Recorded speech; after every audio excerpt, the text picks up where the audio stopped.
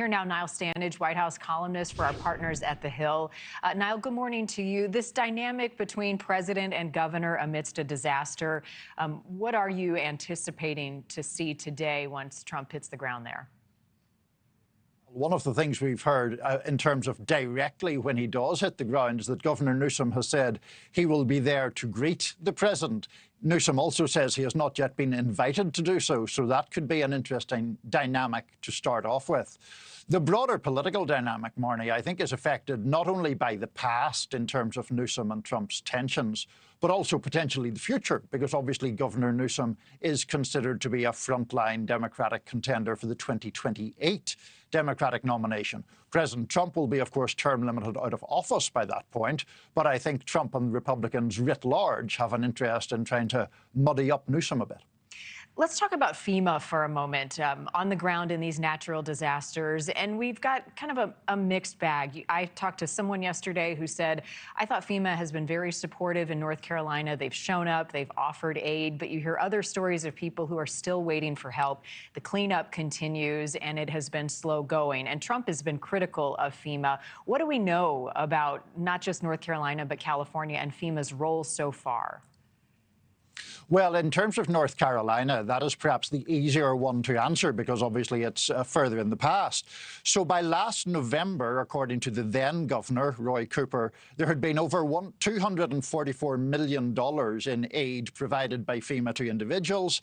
9,000 or more people had been helped with temporary shelter, and there were 2,000 FEMA staff on the ground at that point. It's also worth noting that then candidate Trump said some things that were untrue about FEMA in that respect, suggesting, for example, that the pot of money it uses to house migrant families was depleting the pot of money for disaster relief, which is not true. Those are two separate pots.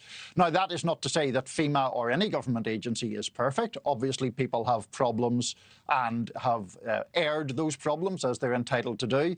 And I haven't inspected every individual complaint, of course, but there clearly are some out there. What would it take to withhold funding from FEMA, as the president has threatened to do if they don't sort of meet certain expectations? Well, it would obviously be very controversial, and it would depend if the president could get all of his Republican colleagues behind that. I mean, the principle behind FEMA is fairly simple in a way. It is supposed to come in when states would be overwhelmed, and because it is under the auspices of the federal government, the whole point is it is a pooling of resources that can then be dispatched to states that are afflicted by a disaster, rather than having those states have to constantly have everything in place for they themselves to respond. Now, it may be the case that some people would argue the states would be more nimble in their response.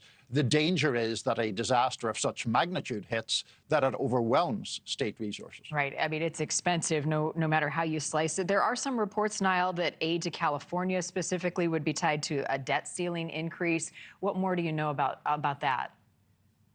So this is part of the congressional horse trading in the building behind me, Marnie. I think the intricacies of that would get very complicated and rather dull, but basically it is about some Republicans contending that they want aid conditioned upon Democrats agreeing to lift the debt ceiling. So they don't want no strings attached aid to California. They want a political give and take about something that they want and the president wants as part of that whole picture.